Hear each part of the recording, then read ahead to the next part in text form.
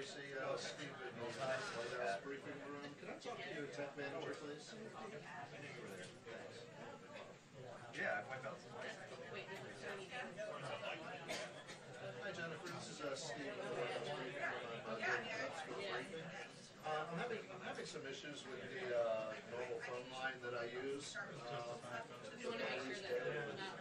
was wondering if you had another line that I could call in on for the cuts position for DL.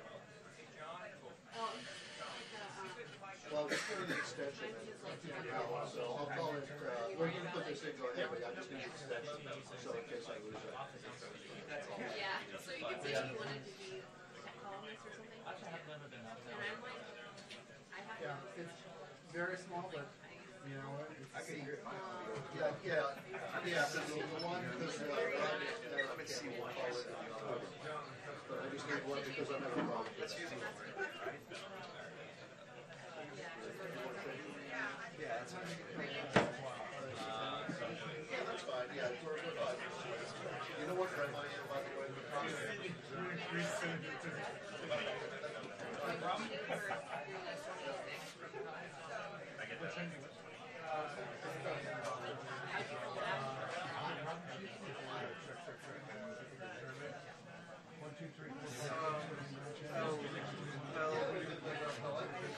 I don't know. I wasn't sure at first. It actually worked out because the power supply. Power supply. okay, so next kind of money. But I mean, part of me really like Jim wasn't making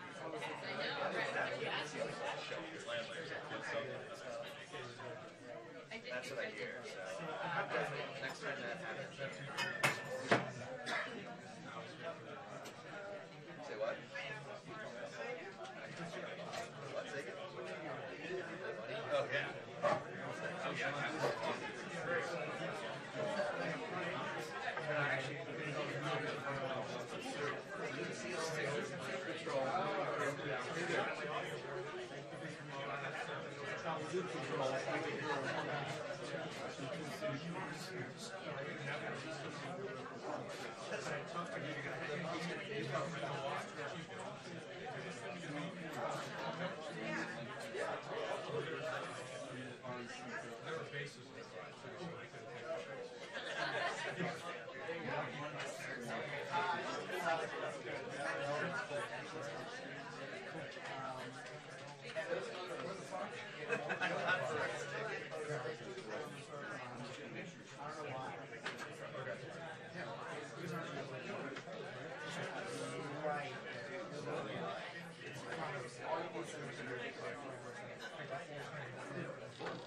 And right behind you,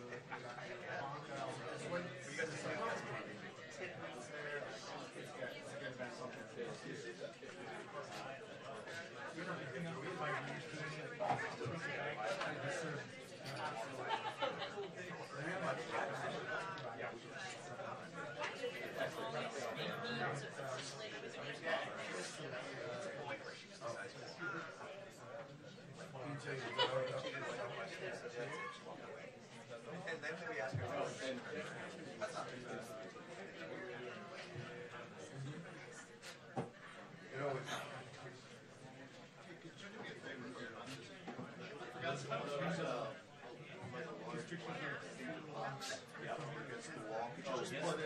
You just stand it up and put it kind of like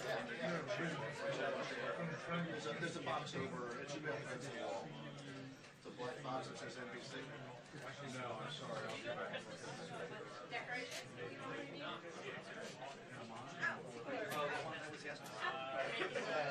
Not over there? Is there an NBC box over there, Brian? A large one? What do you want? A double-sized one. What do you want? Black? Yeah, I just wanted to buy that first chair. That's great. Yep. I didn't watch that. Hey, Rod.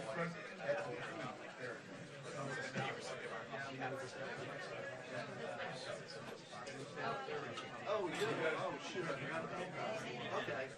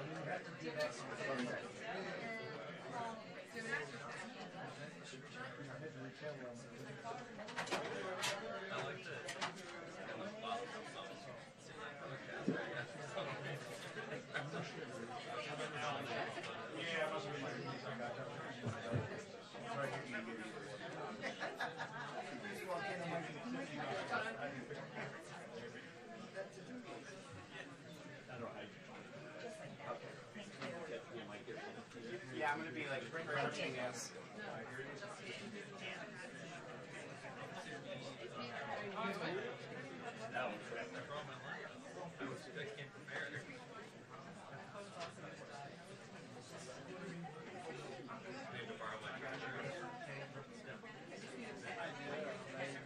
Yep, I got you. Okay.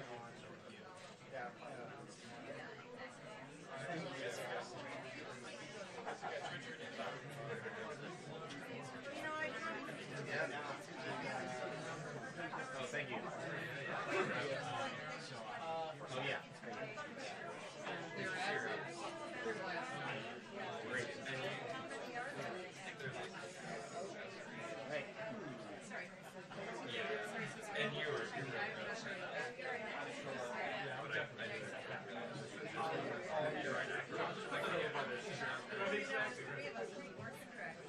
Thank you. We'll put that up for your feet. Hey, if anything I can do for you. Coffee?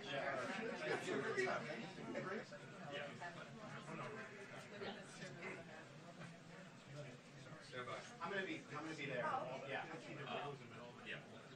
Audrey, I guess it has been a little while since we've had a briefing. Everything figured out where to go. As you mentioned, there are several topics that are expected to come up. And I think first among all those topics, the first briefing on the campaign chairman, of course, has been in the last 24 hours of special counsel.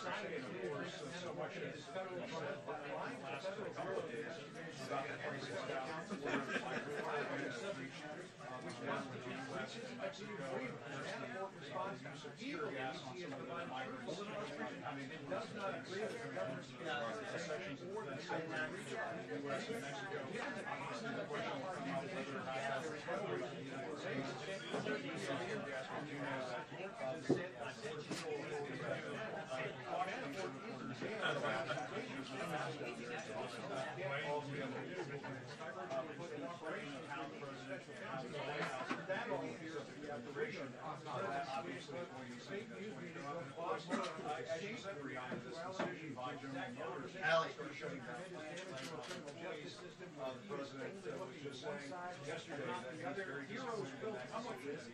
Would like to see that GM do more renewable jobs into some of those states that we care so much about. That bill that comes down, of course, in 2016 on election night.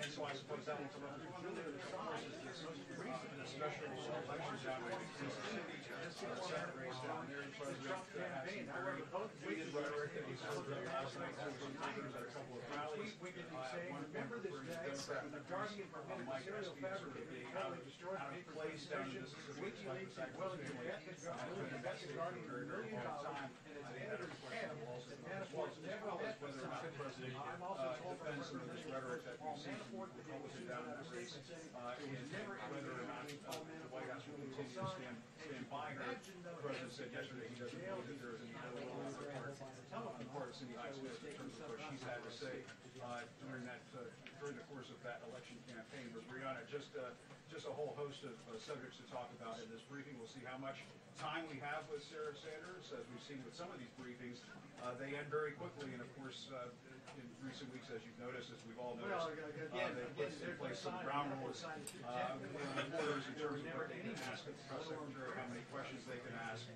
We've noticed that the president hasn't really been abiding by those rules. We'll see whether or not there's a different rule book for the press secretary than you have for the president.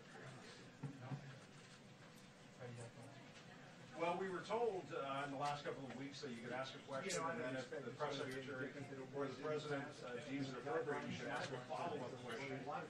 That was part of the rule book put out by the White House. Almost immediately after they put that out, we saw the president taking multiple questions from reporters, multiple follow-up questions from reporters. We haven't really seen Sarah Sanders take a whole lot of questions from reporters outside of her appearances on conservative media outlets, and so it'll be interesting to see just how he handles that rule book that she put in place when she comes out here, hopefully in a few moments. We also believe we're going to hear from the National Security Advisor, John Bolton. He may be taking some questions in advance of the president's trip down to Argentina for the G20 summit. Of course, a lot of questions for John Bolton in terms of what's happening in Ukraine right now, and some of these hostilities between Russia and Ukraine. I think that's going to be a big topic. At the very least, the chief economic officer, perhaps John Bolton as well on the national security side. So absolutely, that is the way that this unfolds. Any questions about Mueller and DHS and tear gas at the border? Okay. Well, let's get to the topic after that. Okay, sounds good. Thanks, Harris. Thank you.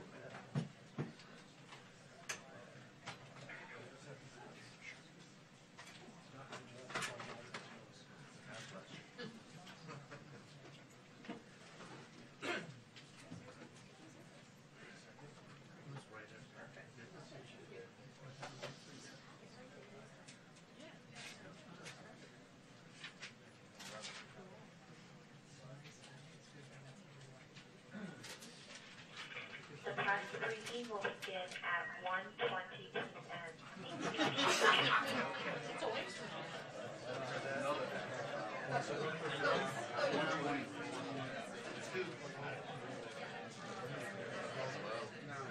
Yeah, it's like 25, 30.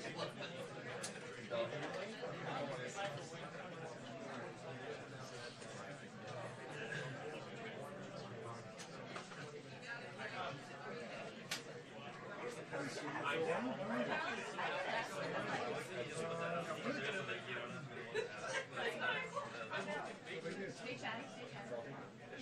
No, I didn't. My sister came back from Canada.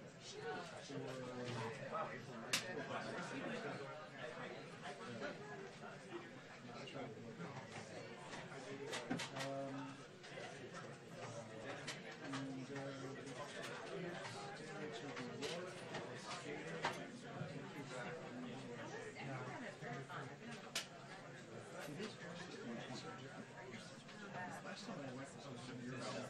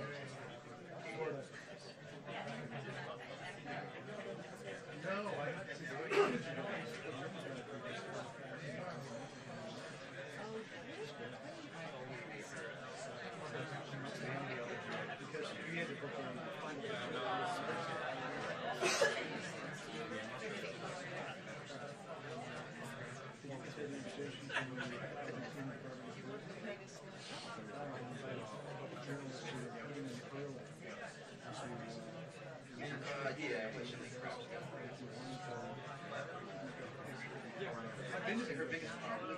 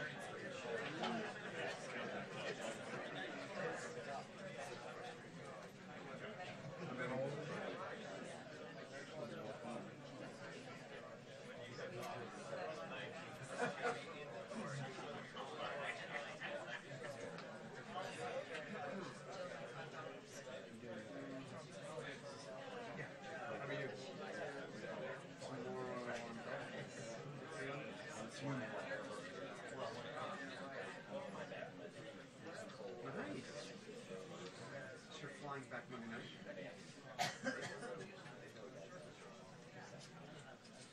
Wow.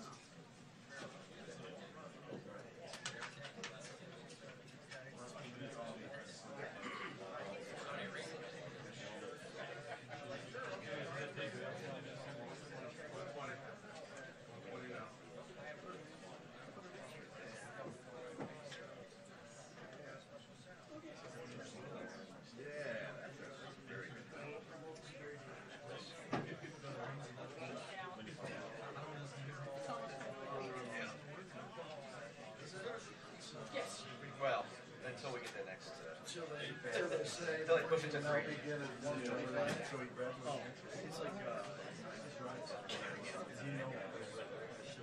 we got set up early just early bird special or something. Yeah, I'm just like, I'm actually gonna run it.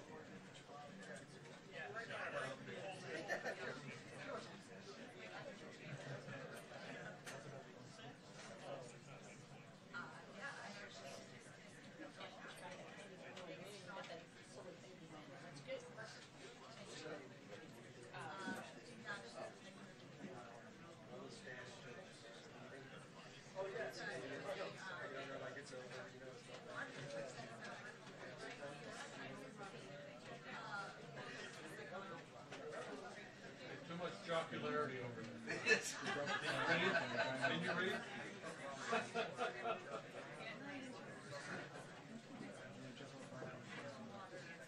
Yeah, I'm just happy to see everyone together.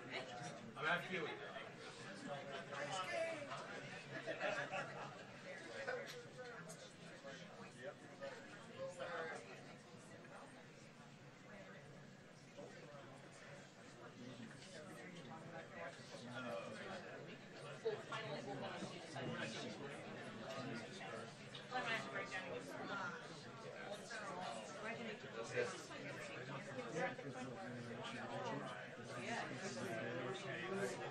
I wish my wife could see that live. She doesn't. My folks have got it.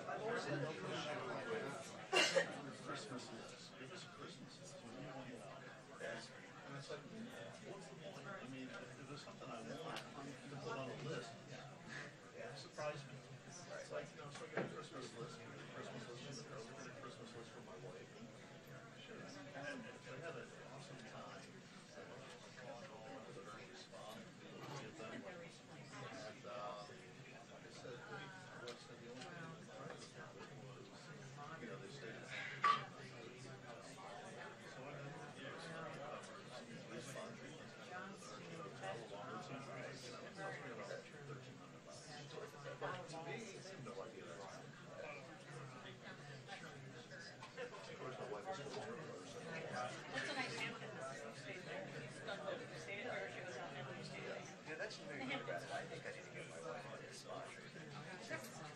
She has a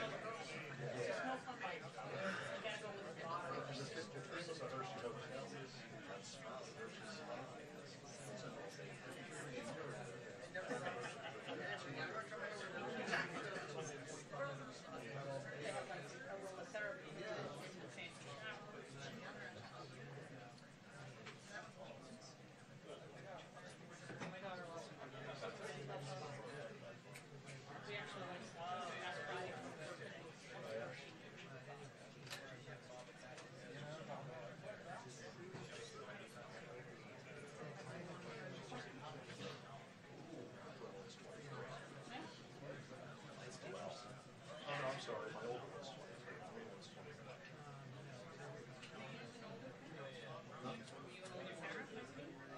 We had our first kid this year.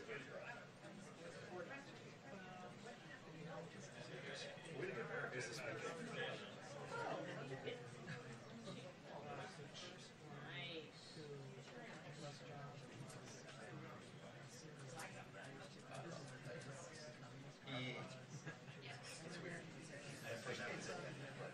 Yeah. It's at my house.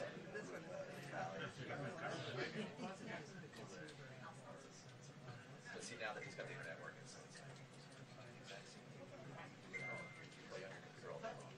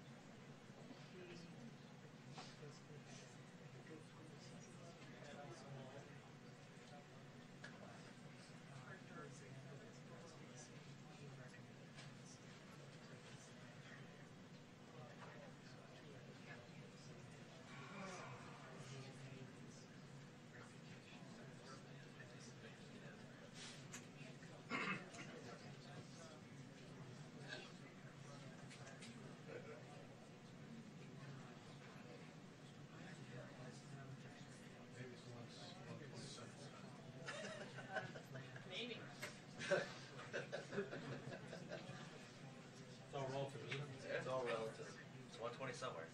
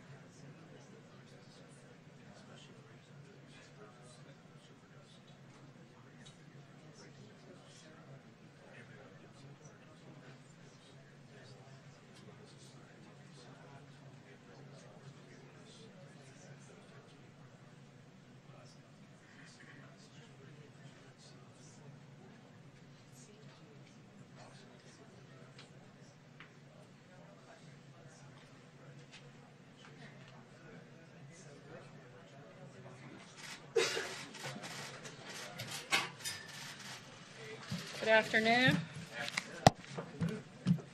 Later this week, the President and First Lady will travel to Argentina for the G20 summit. President Trump's participation in the G20 summit is a key opportunity to reiterate his commitment to domestic and global economic growth and prosperity, cement relations with other world leaders, and advance a global economic system that is based on fair economic competition and free, fair, and reciprocal trade. While at the G20, the President and the delegation will interact with many leaders, including bilateral meetings with the President of Argentina, the President of Russia, Prime Minister of Japan, and the Chancellor of Germany, and a working dinner with the President of China. To speak more about the G20 and what the President intends to accomplish, I'd like to welcome to the podium Director of National Economic Council Larry Kudlow, and following him, National Security Advisor Ambassador John Bolton. After the remarks, both will be available to take your questions on the G20 and other foreign policy news of the day, and then I'll be back up to take other questions on news of the day.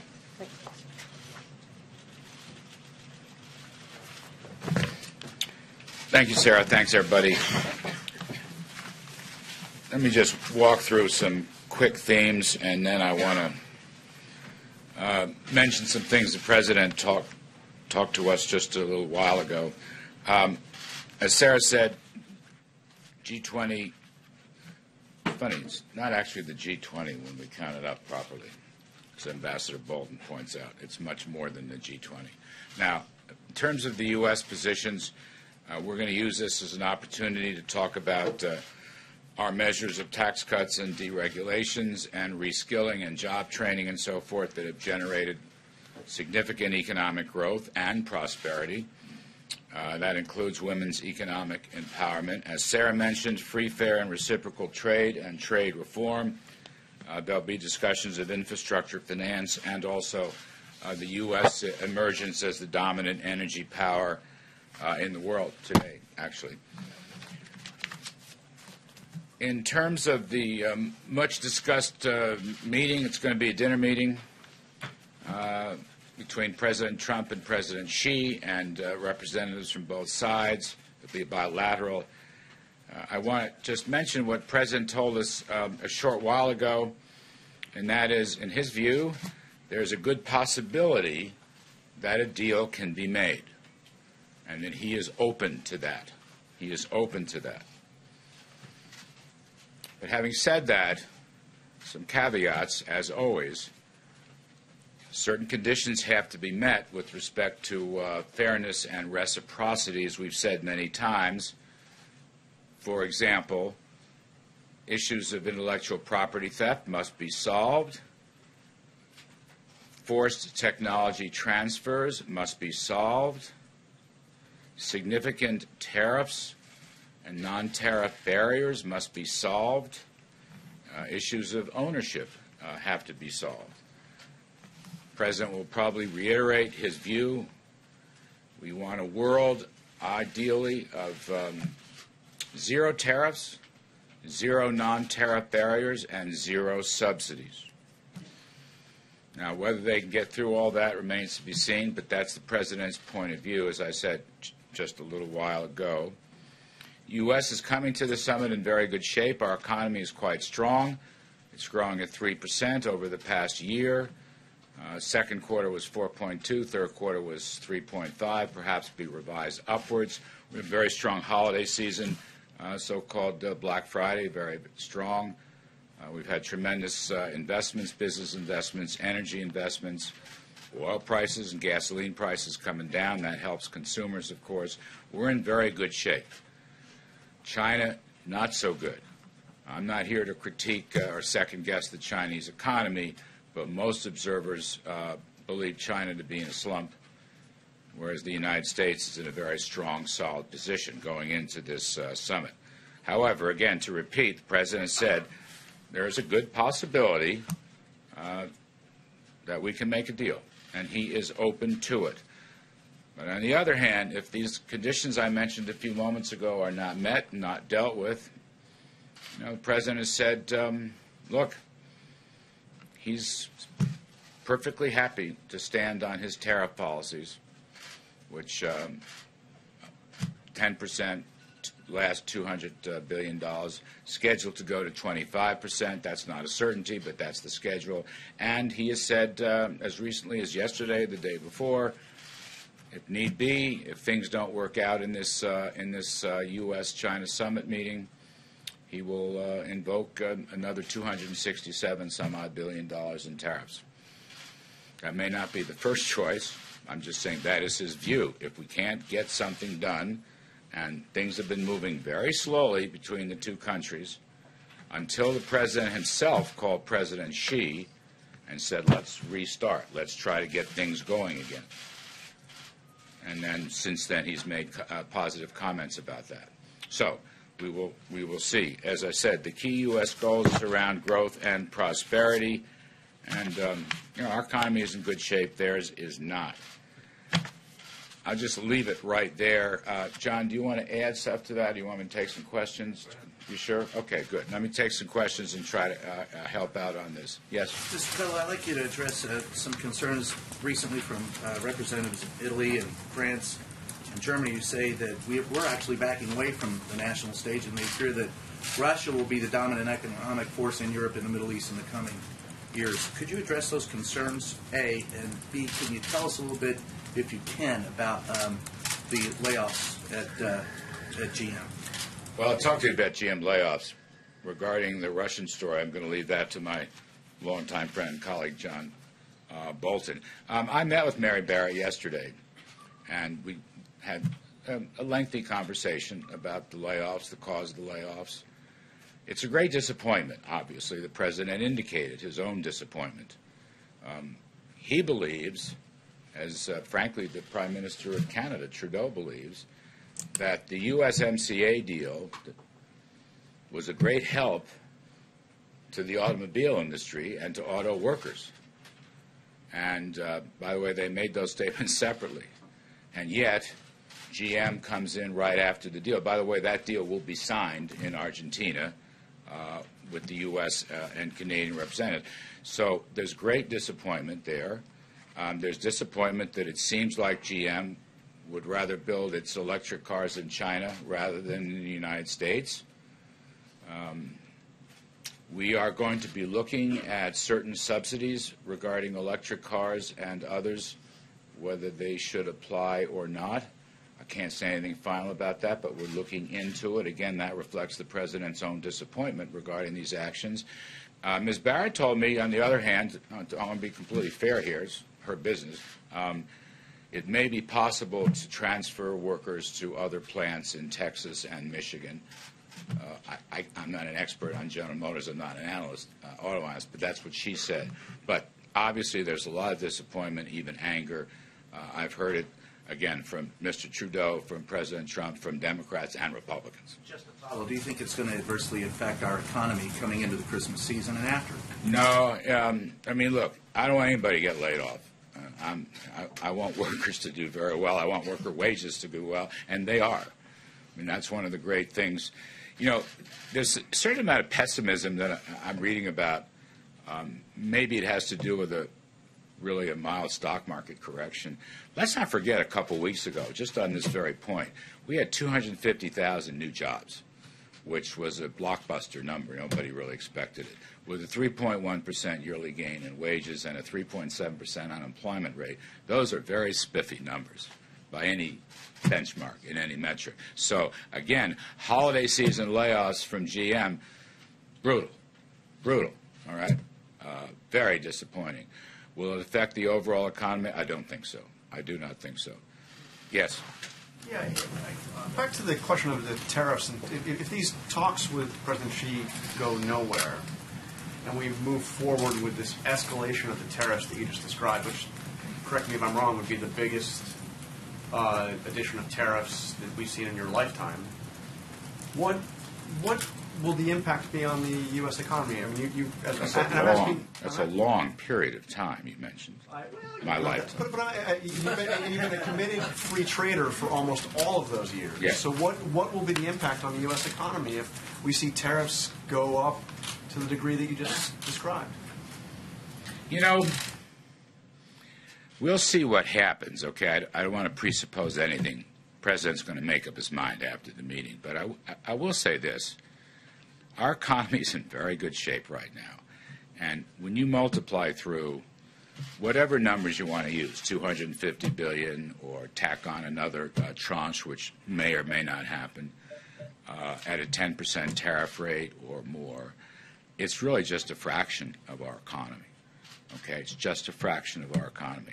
I'm not suggesting that there aren't winners and losers in that game. It's a complicated game.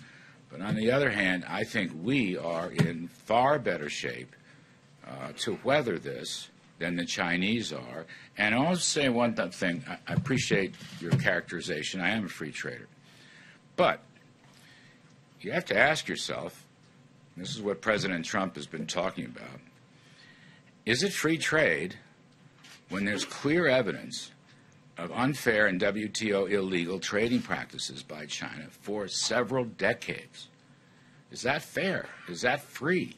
Is it free when intellectual property theft occurs, or when Chinese ownership of American companies force transference of technology from American companies to the Chinese companies? Is that fair? Or high tariffs on agriculture and industrial supplies? Is that fair? So President Trump is the first president in, I don't know, at least 20 years, and I'm including Democrats and Republicans, who not only has made this case, but continues to make this case forcefully and to take actions to defend American workers and our overall economy. Other presidents in both parties have raised the issue and then walked away from it. And President Trump obviously doesn't intend to. You know, this is under the heading, I think, for him of promises made, promises kept. It's something he's talked about for several years, and he now continues.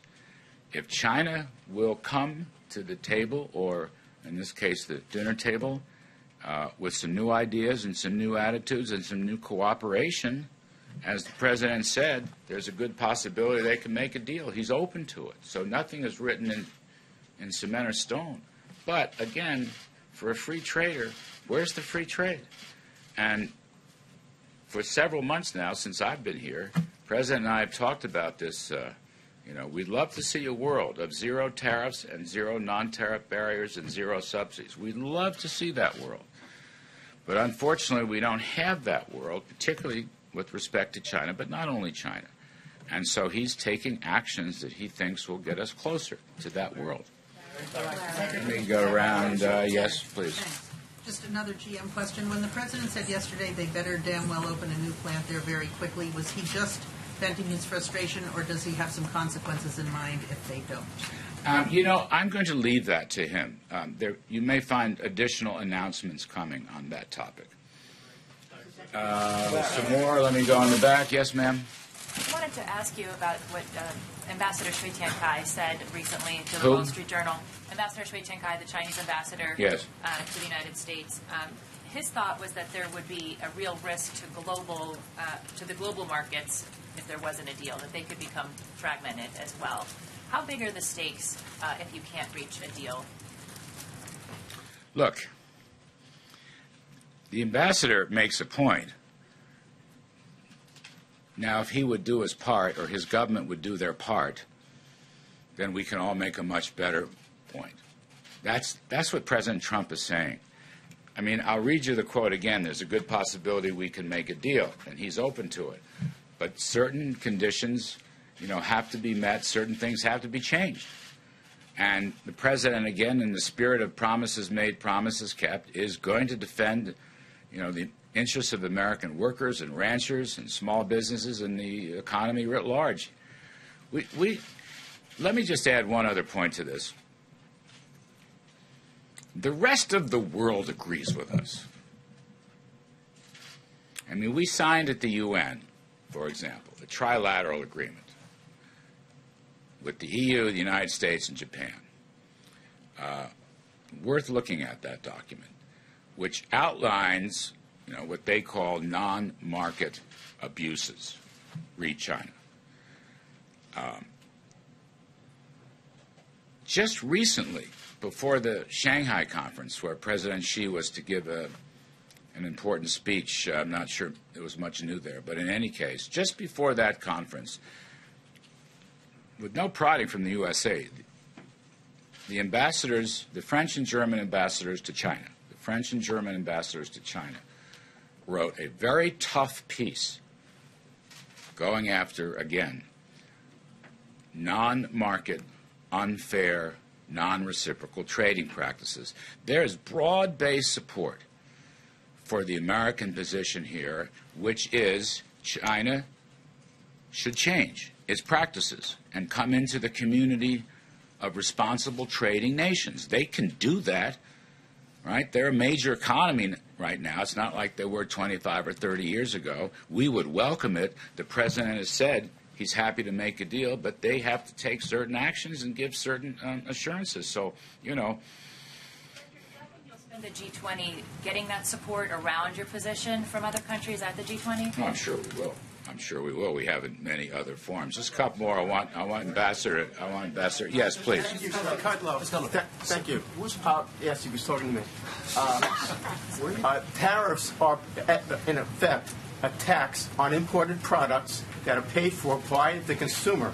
So does the president realize that these escalated tariffs are going to be paid for by the American citizens? Well, look, he realizes the ramifications. As I said earlier, given the strength of our economy, given the size of our economy, we are in position to deal with this and handle this very well. That's the key point. And I'm not so sure about China, but I'll leave that to China experts and so forth and so on. The benefits, let me just look at the other side of the ledger. It's very important. The benefits of true free trade globally will be enormous. Now, if we go back to the idea of zero tariffs and zero non-tariff barriers and zero subsidies, if China plays by the rules, even the WTO rules, and all that needs reforming in our judgment, but they are violating those rules.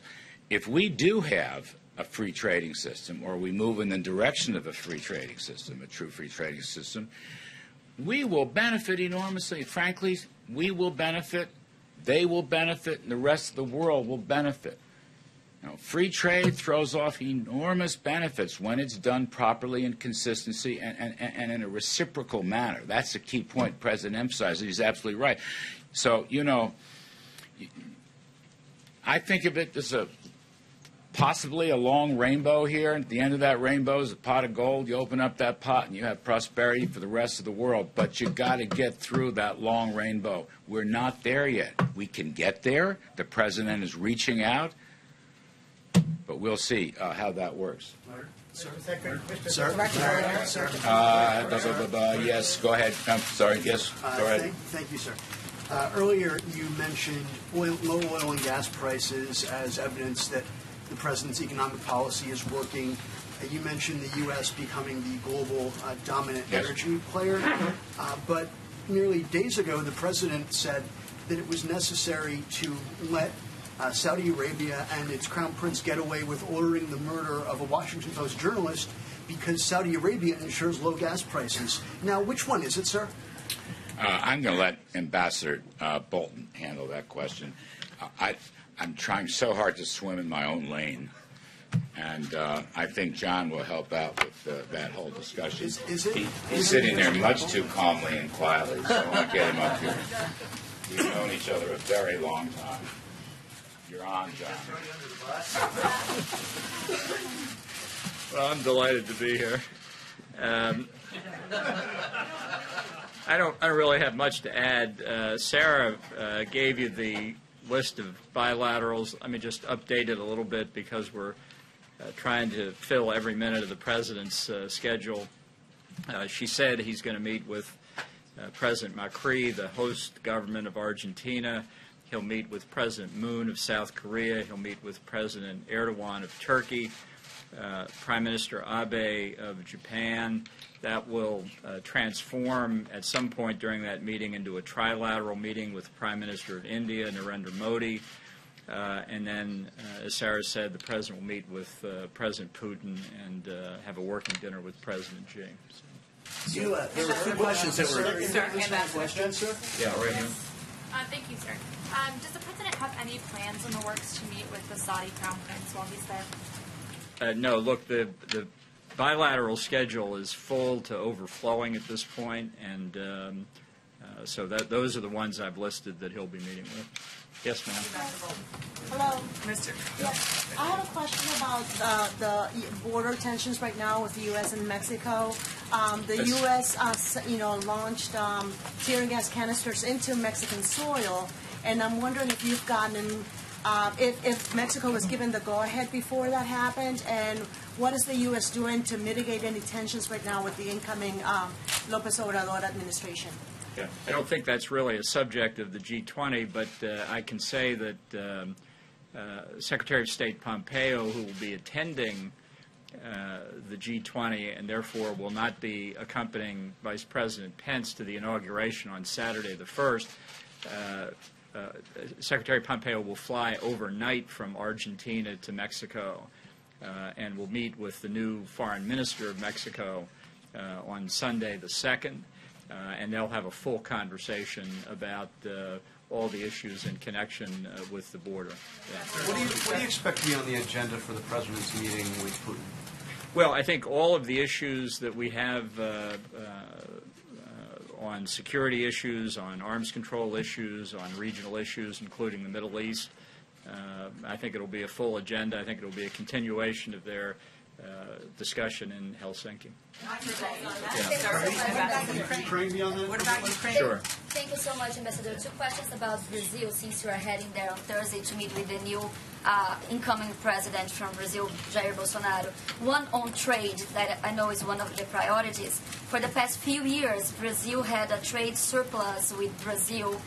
United States had a trade surplus. Just last year, 27 billion alone. And besides of that, President Trump complained about the Brazilian protectionism, say Brazil is one of the toughest on trade access. What should we expect related to trade relationship with Brazil, with the new Brazilian government? Should we expect more cooperation or more tariffs like those on steel and aluminum? And another one on Venezuela that I know is another priority of the meeting. What kind of cooperation are you expecting with the new Brazilian government? Are you guys going to discuss sanctions? Yeah. Well, the meeting with President-elect Bolsonaro came as a result of President Trump's call on election night in Brazil to congratulate President-elect Bolsonaro. They had a really outstanding phone call, I think developed a personal relationship even remotely. President Trump was the first foreign leader to call President-elect Bolsonaro. So following up on this, we thought it would be useful and certainly very helpful to the United States to hear from the President-elect what his priorities are, what he's looking for in the relationship. From the perspective of the United States, we see this as a historic opportunity for Brazil and the United States to work together in a whole host of areas, economics, security, and a range of others. So I'm really looking forward to hearing what the President-elect's priorities are, try and respond to him, try and tell him a little bit about what President Trump's views are, and hopefully when President-elect Bolsonaro is inaugurated on January the 1st, that the two leaders can really get off to a running start. So I'm just really there to prepare the ground for them. Ambassador Bolton, you tweeted earlier today about a case involving an American family that's being held in China. Is the president? Have you talked to the president about this case? What is, if so, what has he told you? And will he bring this up directly in his meeting with Xi Jinping and expect the family to be allowed to leave before any trade deal is done? Well, I've discussed the question of American hostages and people wrongfully held with him on a whole range of subjects. I don't want to get into what his reaction was because I don't think those conversations should be public. But this is a matter of real concern to us, and I think given that the range of issues that President Xi and President Trump will be covering, it's entirely possible that that would come up. Yeah. Thank you. Back to that meeting with President Putin and President Trump. Will President Trump condemn Russia's aggression in Ukraine, Does the U.S. consider it an act of war? And has he spoken with either Putin or Poroshenko about what happened? Look, Ambassador Haley, in the very estimable position of UN ambassador, spoke for the United States yesterday at the Security Council, and we're going to stand on that statement. Yeah. Ambassador Bolton, I just had a question about, you mentioned the bilat with the Turkish leader. They've been very critical of the U.S. position back in Saudi Arabia with respect to Jamal Khashoggi. Are you concerned that that will affect the relations with the U.S. ally? And I wanted to follow up that audio intelligence of the killing of Jamal Khashoggi. Have you heard that tape? And does it conclusively point to the Crown Prince as ordering the killing of Jamal Khashoggi? And one final one. The briefing. I suppose you remember all these? I'll prompt you. Thank you. And finally, is it true the White House is blocking Gina Haspel from speaking to senators about that audio intelligence on Wednesday? So let me take the question of the tape first. No, I haven't listened to it. And I guess I should ask you, why do you think I should? What do you think I'll learn from it? Well, you're the National Security Advisor. You might have access to that sort of intelligence. Yeah. How many in this room speak Arabic? Yeah. Access to an interpreter? Well, you want me to listen to it? What am I going to learn from? I mean, if they were speaking Korean, I wouldn't learn any more from it either. Interpreter would be able to tell you what's going on. Then I can read a transcript too. Okay. So you don't think it's important to hear that as the National Security Advisor? I'm just trying to make the point that everybody who says, "Why don't you listen to the tape?" unless you speak Arabic, what are you going to get from it? Really, the president has spoken to our position on this issue. He's spoken very clearly, and that is our position. Now, tell me the other questions. Gina Haspel from sharing information with members of Congress. Go back here in the back. Mr. Bolton, could you go back? The man in the back. Okay, so the Argentinian authority captured two Hezbollah suspects last week. And Brazil probably is going to follow the American footsteps and blacklist Hezbollah also on terrorist list. And also, Hezbollah is replying for the sanctions, the last sanctions, by blocking the formation of the new government. It's a quotation from Saad al-Hariri. So how do you put all this together? Is it going to be discussed in the G20 summit, Iran and Hezbollah influence in the region? Well, I expect in the bilateral meetings, depending on the country, that there will be substantial conversation about counterterrorism efforts where we participate together. That's certainly something that may well come up in Brazil with President-elect Bolsonaro, and I think it's one of President Trump's biggest priorities to extend cooperation against terrorism, whether it's Hezbollah or Hamas or others. So entirely likely it could be a subject. Yes, ma'am. Ambassador, going back to the Khashoggi issue, being informed about an issue is part of, I guess, what is in the scope of national security. We try to do. Right, okay. But in the midst of it, why not, I'm going to go back to that question again, sir. Why not get a translator to understand, to hear what happened? You could find out a little bit more than what they've told you by people who speak Arabic have listened to the tape, and they have given us the substance of what's in it. And you trust those who've given you... I don't speak Arabic. I know, but a translator, you could hear the emotion, and a translator could help you understand what happened at that time to relate to the President of the United States and to convey to the world what happened.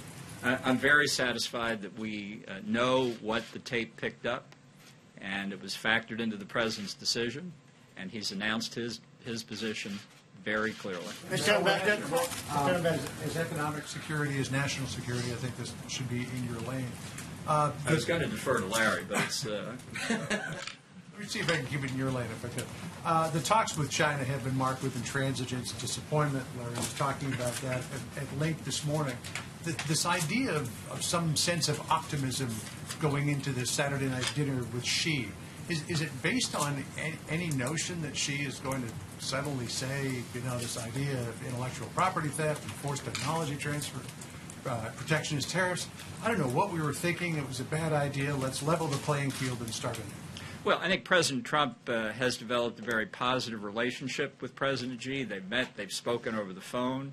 Obviously, both leaders carry into any discussion like this their national interest, and I think it's instructive. And I think the Chinese side believes the same thing, to have the two leaders exchange their views in the presence of their senior advisors, and not with the expectation that at this meeting there'll be some substantial agreement coming out of it, but that there would be an indication, a kind of way ahead that the advisors could then pursue. And I see Sarah is so eager to be here to answer your questions. Mr. Fellow deferred. I was going to give him one more, but... Mr. Fellow deferred a question to him. Could he answer the question that was deferred to him, please? Mr. Bolton. He is Bolton. I think he's already gone. As you know, the new president of Mexico will be inaugurated on Saturday to represent the United States in Mexico City. President Trump has asked the Vice President, Mike Pence, to lead a delegation that will include the Second Lady of the United States, Karen Pence, Secretary of Energy, Rick Perry, Secretary of Homeland Security, Kirstjen Nielsen, Advisor to the President, Ivanka Trump, United States Embassy, Mexico City diplomat John Kramer, and Assistant Secretary of State Kimberly Breyer. Lastly, this morning we learned the sad news that 3 U.S. service members were killed and 3 wounded when an explosive device detonated in Afghanistan. The wounded service members were evacuated and are receiving medical care. We extend our thoughts and prayers to the loved ones of those killed and to those recovering. The United States is grateful for their service and forever in debt of their sacrifice. With that, I'll take your questions. Justin. Sarah, The Guardian's reporting today that Paul Manafort met with Julian Assange around the time that he was coming on board to the Trump campaign. Wondering if you know if that meeting took place and if you remain confident in the White House's repeated denials that no campaign officials were involved in discussions about the plans to release John Podesta's emails. Certainly remain confident in the White House's assertion that the president was involved in no wrongdoing, was not part of any collusion. The things that have to do with Mr. Manafort, I would refer you to his attorneys to address that. Sarah, given the president said this morning that Robert Mueller is ruining people's lives, is he considering a pardon for Paul Manafort or for others who were prosecuted, have been prosecuted? I'm not aware of any conversations for anyone's pardon involving this process. And if I can follow up, he also said this morning that Mueller is doing tremendous damage to the criminal justice system. If that's true, is he considering picking up the phone, calling his acting attorney general, and saying, fire Robert Mueller? Look, I think that the president has had Robert Mueller doing his job for the last 2 years, and he could have taken action at any point, and he hasn't. So we'll let that speak for itself. He has no intent to do anything. See? Thanks, Sarah. Over the weekend, we saw some powerful images of children as well as adults who were affected by tear gas fired by U.S. officers along the U.S.-Mexico border. We've heard the president talk about that at length yesterday, but one thing we did not hear from him was any expression really of regret that there were children caught up in this. So I was wondering, does the White House regret the fact that children were affected by tear gas and that this situation took place? And is there an investigation underway to prevent this from happening again? Certainly, the White House would never want children to be in harm's way in any capacity whatsoever. However, that is why we are continuing to encourage people to follow the law and go to ports of entry. Law enforcement officials have used appropriate non-lethal force to protect themselves and prevent an illegal rush across the border. And let's also not forget that this isn't the first time that non-lethal force like this has been used. In fact, tear gas was used on average once a month during the Obama administration for very similar circumstances. In fact, they were actually for far less circumstances because they didn't have the same numbers in the mass rush that we're seeing in this caravan take place. Certainly no one wants women or children or any individuals to have this happen, which is why we've encouraged them to actually follow the law and go to ports of entry. John, I just follow up real quick on something that Ambassador Bolton mentioned when he ruled out a bilateral between the president and the DS. Is the White House ruling out any interaction between the president and the Saudi crown prince, and is he the equivalent of diplomatic timeout? I wouldn't say that we've ruled out any interaction. I know that the president's schedule is pretty packed and has a number of sessions that he'll be involved in with the G20 as well as a number of bilaterals. I don't think there's any time for us to add anything additional, whether or not there's some interaction. I'm not going to rule that out, and we'll keep you guys posted as that happens. Tomorrow. Thanks, Sarah. Yesterday in Mississippi, Mississippi at his rally. The president said, he asked a question about Mike Espy. He said, how does he fit in with Mississippi? I mean, how does he fit in? I guess suggesting that he doesn't fit in. I mean, Mike Espy's great-grandparents were slaves in Mississippi. What did the president mean by that? Due to the fact that that is an election that is taking place today, I'm not going to comment on anything that could affect anything taking place in Mississippi, and certainly happy to comment on that after today. John, the president's not guided by the Hatch Act. John, go ahead. Thanks a lot, Sarah. Does the administration have a position on the government of Ecuador continuing to provide asylum to Julian Assange at its embassy in London? I'm not aware of anything official. I'd have to get back to you. Just one more on that, if I may, Sarah. Will you, from the podium, call on the Ecuadorian government to confirm whether or not some sort of meeting may have taken place between Paul Manafort and Julian Assange at its embassy?